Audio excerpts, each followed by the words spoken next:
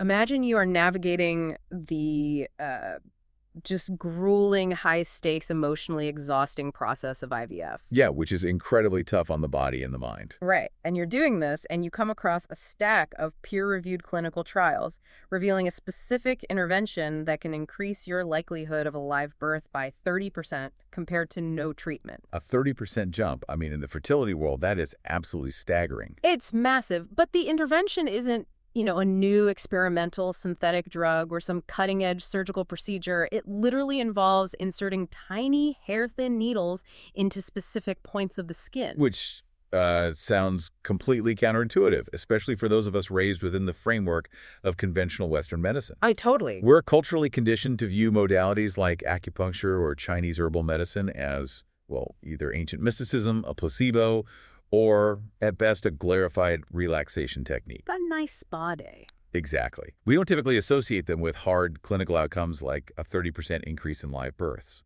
And that disconnect is exactly what we are dismantling today. So welcome to this deep dive, where our mission is to unpack a remarkably comprehensive set of sources reviewing the botanical and neurological synergy in reproductive health. And we are stepping entirely away from the mysticism here. Yes, strictly hardcore biology today. We want to know the actual biochemical and neurological mechanics of how customized Chinese herbal medicine and acupuncture actually work. Right, and to do that effectively, we have to look at the body not as a collection of isolated parts, but as an interconnected network. A whole system. Exactly. The sources we're analyzing lay out a framework that treats reproductive health through two distinct but complementary systems. First, you have the introduction of complex biochemical compounds into the body. That's the herbal medicine. Okay. And second, you have the physical manipulation of the nervous system through acupuncture. So we are dealing with the physical building blocks on one hand and the electrical wiring on the other. That's a great way to put it. Let's start with those building blocks, the actual cellular environment of reproduction. Because when you look at the research on Chinese herbal medicine, it's pretty clear this isn't just a generic feel-good multivitamin. Oh, not at all. The botanical compounds are highly targeted toward improving the vitality of the egg and the structural integrity of the uterine environment. And the primary mechanism there is all about cellular energy, right? Yes, exactly. An egg cell requires an immense amount of biological energy to fertilize, divide, and develop into a healthy embryo. And that energy comes from the mitochondria. Right, the mitochondria, which function as the microscopic engines inside this cell. But as a woman ages, particularly after 35, the efficiency of those mitochondrial engines naturally declines. Which is standard biological aging. It is. But what the research highlights is that this decline is heavily accelerated by something called oxidative stress. Yeah, I was looking at how the sources describe oxidative stress, and the best way I can picture it is like rust accumulating on the gears of a machine. That analogy holds up perfectly on a biochemical level. Really, because you have these unstable molecules of free radicals bouncing around inside the body, and they are literally oxidizing or rusting out the cellular machinery. Yeah, because free radicals are molecules missing an electron, so they aggressively steal electrons from healthy cellular structures. Ouch. Right, causing profound damage to the DNA and the cell membrane. But the phytochemicals, the active chemical compounds found in these specific herbal formulas, they are densely packed with antioxidants. So if oxidative stress is the rust, how do these botanicals act as the rust remover, especially for the egg's energy engine? Well, they flood the system and voluntarily donate their own electrons to neutralize those free radicals. Wow. So they just give up their own electrons. Exactly. They essentially throw themselves in front of the damage, acting as a rust remover and preserving the mitochondrial energy output so the egg has the fuel it needs to actually develop. So you are physically protecting the egg's power source. But an energetic egg still needs a place to land. The sources emphasize that these botanical compounds also target the endometrial lining, the wall of the uterus where the embryo implants. Right, the implantation environment is critical. So how are ingested plants fundamentally altering the texture of the uterus? They do this by actively modulating hormone receptors, specifically estrogen. Optimal estrogen signaling is required to thicken the uterine lining and create, the right structural matrix for an embryo to attach. Okay, so it's building up the cushion. Yes, but beyond just thickness, the botanicals provide something absolutely crucial called immunomodulation. Okay, wait, break that down for me, because modulating the immune system sounds like a catch-all term. What is actually happening in the uterus? Well, In cases of unexplained infertility or recurrent miscarriage, the immune system is often hyperactive. Like it's on overdrive. Exactly. The uterus becomes inflamed. When the immune system is on high alert, specialized cells like natural killer cells and macrophages patrol the area. Natural killer cells. That does not sound like something you want around a fragile embryo. It's not, because if an embryo arrives in a highly inflamed uterus, the immune system misidentifies it as a foreign invader or a pathogen, and it literally mounts an attack. Oh, wow. But the specific phytochemicals in Chinese medicine interact with enzyme pathways to downregulate the release of inflammatory cytokines. So they quiet it down. Yeah, they essentially turn down the volume of the local immune response, transforming the uterus from a hostile, inflamed environment into a receptive, calm state. That completely flips the script on how we view implantation failure. I mean, it's not always a bad embryo. Sometimes the landing zone is actively fighting it off. Exactly. Okay, what about the male side of the equation? We've talked about eggs in the uterus, but the sources indicate this biochemical intervention applies to sperm quality as well, right? Oh, it applies quite heavily. The same rust-removing antioxidant mechanisms protect sperm DNA from fragmentation. Right, keeping the DNA intact. But the herbal medicine also incorporates a specific class of botanicals known as adaptogens to support healthy testosterone levels and sperm production. Okay, adaptogens. They are like everywhere in wellness marketing right now, usually tossed into expensive smoothies. I know, it's a huge buzzword. So what is the actual biological function of an adaptogen in the context of male fertility? Well, the term adaptogen refers to compounds that buffer the body's response to stress, specifically by regulating the HPA axis, the communication loop between the hypothalamus, the pituitary gland, and the adrenal glands. The stress loop. Right. When a man is under chronic stress, the adrenal glands demand a precursor hormone called pregnenolone to manufacture cortisol, the stress hormone. Okay, so you need pregnenolone to make cortisol. Yes, but here's the catch. Pregnenolone is also the exact same raw material needed to manufacture testosterone. Oh, I see where this is going. Yeah. This creates what endocrinologists call the pregnenolone steal. The body prioritizes survival over reproduction, right? So it steals the raw materials to make stress hormones instead of sex hormones. That is fascinating. So the body is just triaging its resources. Exactly. And adaptogenic herbs physically block this biochemical steal. They lower the adrenal output of cortisol, which frees up the raw materials so the body can resume optimal testosterone synthesis and improve testicular microcirculation. Wow, so you're just removing the biochemical roadblock. Right. But looking at all these processes, the mitochondrial repair, the immunomodulation, the hormone buffering, none of this happens overnight. The sources make a huge point of emphasizing daily dosing. Yeah, because it is a deeply cumulative process. You are slowly rebuilding the systemic biochemical foundation of the body. Cell by cell. Exactly. You are shifting enzyme pathways and nudging hormonal imbalances toward equilibrium. That kind of structural cellular repair requires sustained daily intervention over weeks, or more commonly, several months. Which introduces a major logistical problem. How so? Well, if herbal medicine is a slow, steady construction project taking months to show results, what happens when a patient is in the middle of an IVF cycle and needs an acute, immediate physiological change? Right. They don't have months. Yeah, if they have an embryo transfer scheduled for tomorrow morning, they don't have 3 months to build up their cellular foundation. And that is the precise limitation of biochemical therapies. Yeah. And it transitions us perfectly into the necessity of the neurological intervention. Okay, moving from the hardware to the software. Exactly. This is where acupuncture becomes the critical tool. If the herbs are the hardware upgrade, the physical components of the machine, then acupuncture is the software update to the body's electrical wiring. Walk me through the actual physics of this, because I really want to push back on the popular image of acupuncture. Sure. A lot of people picture a dimly lit room, some ambient music, maybe a chance to take a nap. They think of it as a forced relaxation session. A spa day, like you said earlier. Right. But how does inserting a tiny sterile needle into your ankle or your forearm physically force a blood vessel in your pelvis to open up? I mean, that sounds like a massive biological leap. It does until you map out the nervous system. Okay. When a needle is inserted into a specific acupoint, it creates a microscopic physical trauma. Not enough to really hurt, but the body notices. Exactly. This isn't just a localized pinch. It activates sensory nerve fibers embedded in the muscle tissue.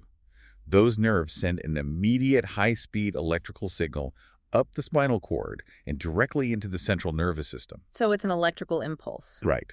The brain receives this signal and initiates a reflex arc. It immediately commands the release of specific vasodilators, like nitric oxide, into the bloodstream. Ah, and nitric oxide physically relaxes the smooth muscle tissue wrapped around our blood vessels. Precisely. The smooth muscles relax, the blood vessels widen, and you get a massive immediate rush of oxygenated blood directed straight to the targeted organs. Which in this case would be the ovaries and the uterus. Yes, it is a direct physiological reflex. You stimulate the nerve, the brain interprets the signal, and it mechanically forces the local arteries to dilate. So it is essentially a highly targeted, localized blood flow hack. It is. But the effects are also systemic, particularly regarding hormone regulation. Those same electrical signals traveling up the spinal cord trigger the brain to release a cascade of neurotransmitters, notably beta endorphins, serotonin, and dopamine. Okay, the feel-good chemicals. Right. But they do more than just make you feel good. These neurotransmitters directly modulate the HPO axis, the hypothalamic pituitary ovarian axis. Yeah, I've seen the HPO axis mentioned repeatedly in the sources.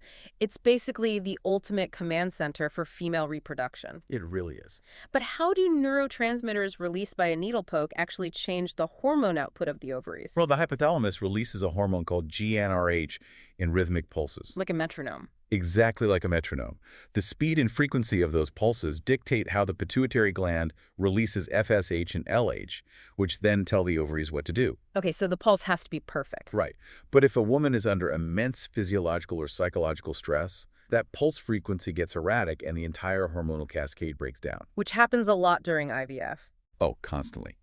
But the beta endorphins released during acupuncture literally physically alter and stabilize the pulse frequency of the hypothalamus. Wow. Yeah, it resets the metronome, ensuring the downstream hormones are released in the correct ratios. So it's acting like a massive neurological reset button. Exactly. And the sources point out that this intervention physically forces a shift in the autonomic nervous system, right? Pulling the patient out of sympathetic dominance, the fight or flight state, and into parasympathetic dominance, the rest and digest state. Yes. Why is that shift so critical in the exact moments around an IVF procedure? Because the fight or flight response is actively toxic to reproduction. Toxic? Yes. When your nervous system perceives a threat, and believe me, the financial, physical, and emotional toll of IVF absolutely registers as a severe threat, it floods your system with cortisol and adrenaline. Telling you to run from a bear. Right. And the body responds by shunting blood flow away from the internal reproductive organs and pushing it out to your skeletal muscles so you can physically run. It also causes the smooth muscles of the uterus to spasm and contract. And the last thing you want during an embryo transfer is a cramping, spasming uterus lacking blood flow. Exactly.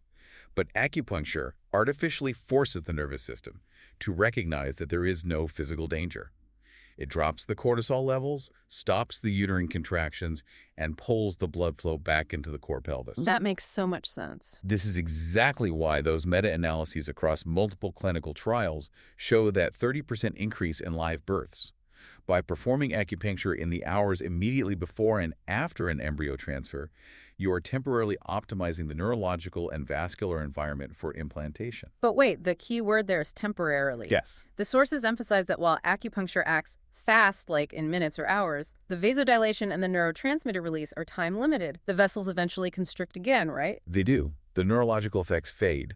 You require repeated, highly timed sessions around key acute events like an egg retrieval or an embryo transfer to sustain that specific localized benefit. Got it. It does not have the slow, cumulative permanence of the herbal medicine. Which perfectly brings the entire paradigm together.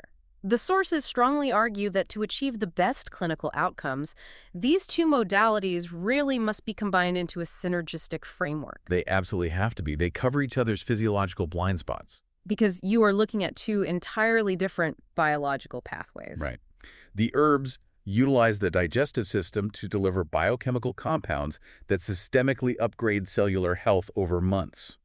And then the acupuncture utilizes the peripheral nervous system to force rapid, acute changes in blood flow and stress hormones in a matter of hours. Exactly. It makes me think of building a high-performance race car. Oh, I like that. Yeah. The herbal medicine is the months of engineering, building the structural integrity of the chassis, refining the physical engine parts, and formulating the perfect high-octane fuel to prevent the engine from rusting out. The oxidative stress. Exactly. And the acupuncture is plugging a laptop into the car's onboard computer right on the starting line to custom tune the electrical wiring, ensuring the sensors fire perfectly and the engine doesn't overheat when the race actually begins. That is the exact dynamic. You are simultaneously supporting mitochondrial energy production at the deepest cellular level while ensuring the nervous system isn't flooded with cortisol that would cause a catastrophic misfire on race day. And using only one means you're basically ignoring half of the body's operating system. Precisely. Now, this level of systemic intervention rewriting cellular energy and manually manipulating nervous system pathways inevitably brings up the question of safety. Of course. Because if these traditional therapies are this powerful, for you listening, you might naturally assume they carry significant risks, especially when compared to the highly regulated, standard Western pharmaceuticals prescribed in reproductive medicine. It's a vital comparison to make, because in modern medicine, we often default to the assumption that synthesized pharmaceuticals are inherently the safest option simply because they are standard practice. Right. But the data presented in the research paints much more complicated reality regarding adverse reactions. Yeah, the statistics cited in these sources are actually quite shocking. They are? Looking at peer-reviewed estimates from 2023 and 2024, approximately 125,000 to 140,000 Americans die annually from adverse reactions to correctly prescribed medications. And that correctly prescribed part is key. Yes, to be absolutely clear, we are not talking about overdoses, medical errors, or drug abuse. We are talking about patients taking the medication exactly as their doctor ordered. Right. And beyond the mortality rate, an estimated 1.5 to 2 million hospitalizations per year are directly attributed to severe adverse reactions from prescription drugs. Which is just staggering. It is. These reactions consistently rank among the top 4 to 6 leading causes of death in the United States. Okay, so compare that massive scale of collateral damage to the data on Chinese herbal medicine. Right. The sources note that there are fewer than 1,000 serious adverse events reported per year in the U.S. from properly prescribed traditional herbs. Which is a tiny fraction. And the World Health Organization corroborates this, reporting that traditional herbal medicines carry a significantly lower risk profile when administered under qualified supervision. The risks that do exist almost entirely stem from contaminated products, patients attempting to self-prescribe without training, or severe interactions with Western drugs. The disparity in safety is undeniable, and it fundamentally comes down to the opposing philosophies of how these medicines are engineered to interact with human biology. Let me play devil's advocate, though. Go for it. Couldn't a pharmacologist look at those numbers and say, well, of course, Western drugs have sharper side effects. They utilize highly concentrated, isolated molecules designed to do heavy biological lifting. They are stronger, so they have more kickback. Sure, they could argue that. Why does the complex, multi-compound nature of a plant make it inherently safer for our metabolic pathways? Think of a modern synthesized pharmaceutical, like a single, incredibly powerful magnet dropped into a complex machine. Okay. It is designed to aggressively yank one specific gear one single receptor to force a biological change. It gets the job done, but it generates a massive magnetic field that disrupts all the sensitive wiring nearby. And that collateral disruption is what we experience as a severe side effect. Exactly. It's effective, but it creates shockwaves through the system. Okay, so how are herbs different? Well, herbal medicine operates entirely differently. A customized herbal formula is not a single isolated chemical. It is a complex polypharmaceutical mixture containing hundreds of different phytochemicals. Hundreds. Yes. So instead of dropping a massive magnet into the machine, it is more like pouring a highly specialized, nutrient-dense lubricating oil throughout the entire engine block. So the compounds are dispersing their impact. Exactly. They interact gently across dozens of different enzyme pathways simultaneously. Because there are hundreds of compounds, they naturally buffer one another, preventing any single receptor from being completely overwhelmed. Oh, that makes sense. They have a vastly broader therapeutic window. The human body evolved alongside plants. Our liver and metabolic pathways instantly recognize these complex botanical structures and can process them efficiently without the severe toxicity associated with processing harsh, isolated synthetics. So it's more like speaking the body's language. Right. They nudge the body's natural systems back into homeostasis rather than forcefully shutting down biological functions. It really brings the entire biological picture into sharp focus. It really does. To wrap up this journey into the source material, what we are observing is a highly evolved systemic approach to reproductive health that simply refuses to treat the body as a collection of broken parts. Chinese herbal medicine provides the physical, biochemical fuel, neutralizing oxidative rust, repairing mitochondrial engines, and laying down a deeply receptive, uninflamed uterine environment over the course of months. While acupuncture provides the acute neurological spark, The stuff for update. right, hacking the sensory nerve pathways to trigger immediate vasodilation, flooding the pelvis with blood flow, and stabilizing the hormonal command center exactly when the body is subjected to the immense stress of a fertility cycle. Whether you are currently preparing for an embryo transfer, navigating the early stages of trying to conceive, or just striving to understand how to optimize your own cellular and neurological pathways, this framework offers a profound shift in perspective. It demands that we respect the intricate, interconnected reality of human biology. It really does. And I want to leave you, our listener, with a final thought to ponder. If an ancient system combining complex botanical networks and precise sensory nerve stimulation can physically rewrite the cellular energy and vascular flow of our reproductive system without causing massive collateral damage, what other profound synergistic therapies are we currently ignoring simply because they can't be isolated, synthesized, and packed into a single standardized pill? It's a great question. Something to think about. Until next time, keep exploring.